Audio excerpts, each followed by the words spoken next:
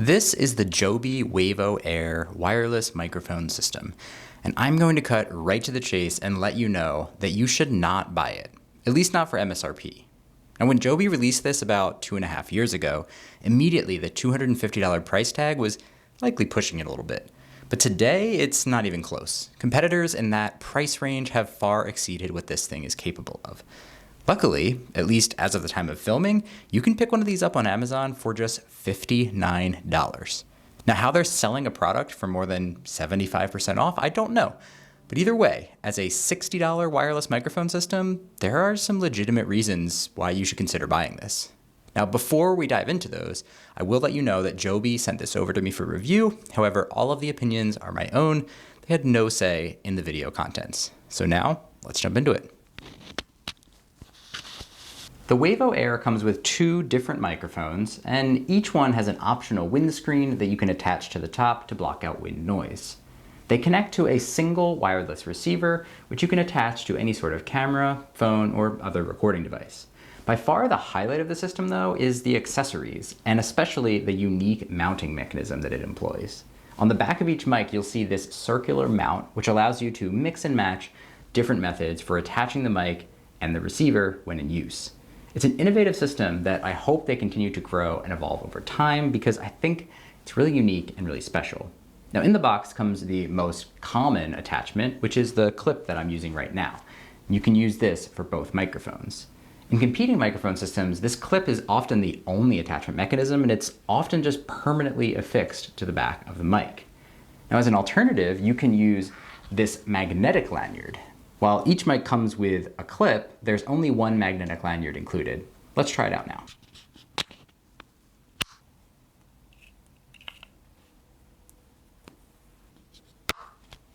The magnet is pretty simple and could be particularly useful if you need to film in an outfit that isn't conducive to clipping a mic on anywhere.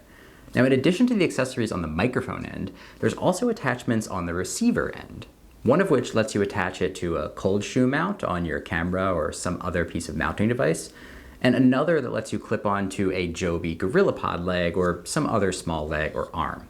In addition to these included accessories, Joby makes an accessory pack, which can expand all of your mounting options. It includes a Velcro strap to attach to just about anything, a cold shoe ball joint, a hook and loop or Velcro attachment, and finally a 1/4-20 attachment for tripod mounts and other similar gear. That expansion kit will set you back another $30, but shows how Joby could continue to develop this cool and innovative attachment mechanism similar to how the GoPro ecosystem provides so many mounting possibilities. Beyond mounting, the Wavo Air also comes with two audio cables that are required to connect to a 3.5mm input on your camera, phone, computer, etc. It includes a TRS cable, which is the one that has just 2 rings on it and can be used with most cameras.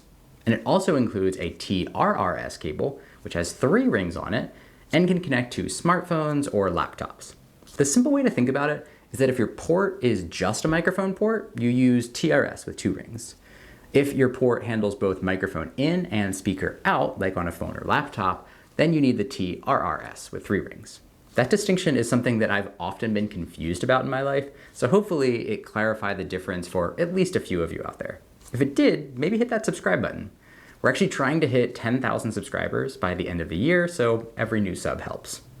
One side note is that one of the cables that was just shown in my B-roll was not the Joby provided cable. That's because I had a weird mishap which caused my laptop to fall, and the cable was plugged in, and unfortunately the cable broke the fall and it snapped in the process. No fault of the product, just wanted to call that out that this cable is very similar, but not exactly the one that comes in the package.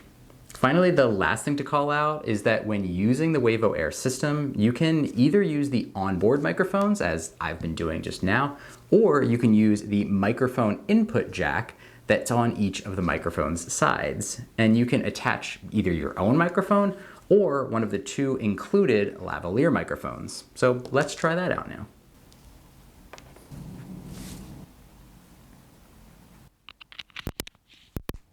So now I have the transmitter in my pocket and it's connected to the lapel mic that's attached to my collar.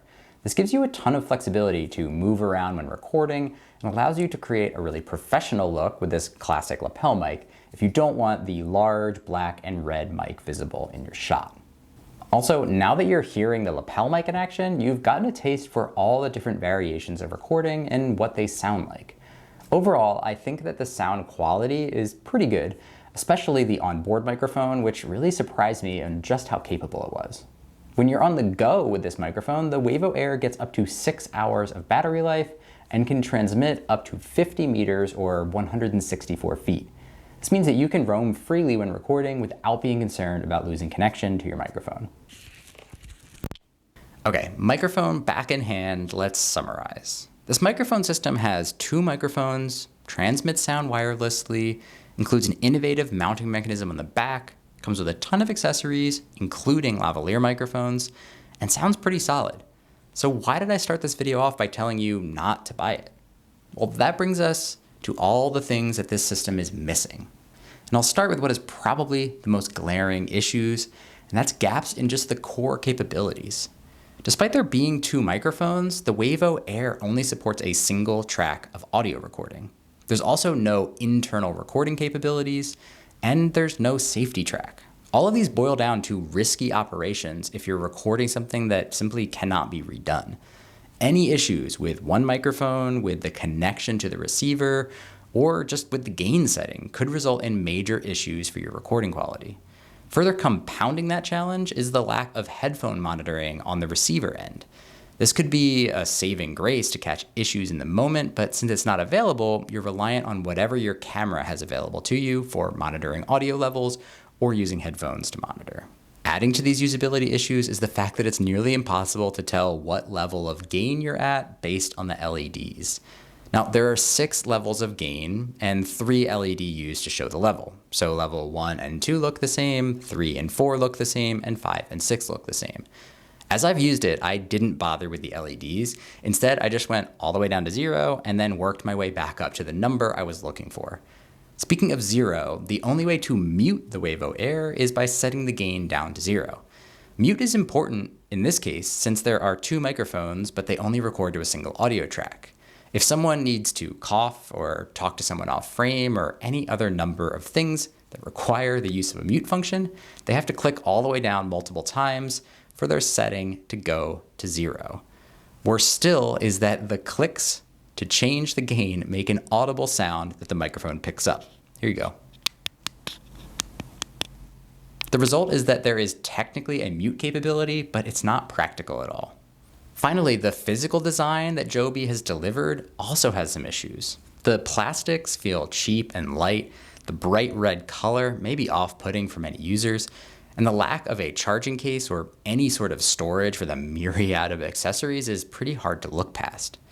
The results of all of these shortcomings pile up in the end. And so this brings me back to my initial sentiment.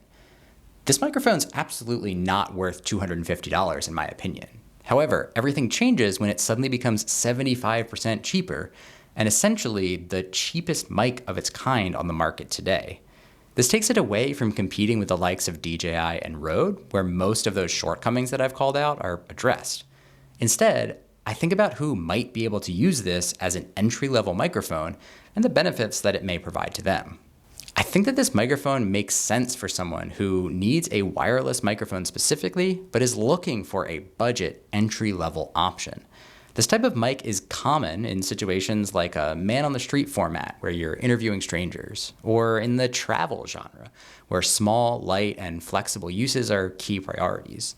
I think that the keys here are using these mics for simple, low-stakes video shoots where you don't stray too far from the camera, and where a hiccup in audio connection or quality would not make or break the entire shoot. If those things describe you, then you may be able to save an incredible amount of money and pick one of these up in the affiliate link down in the description.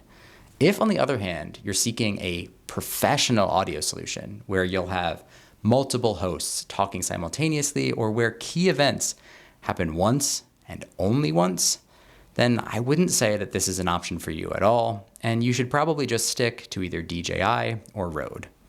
Thanks so much for watching. Please consider helping us get to 10,000 subscribers, and I will see you in the next one.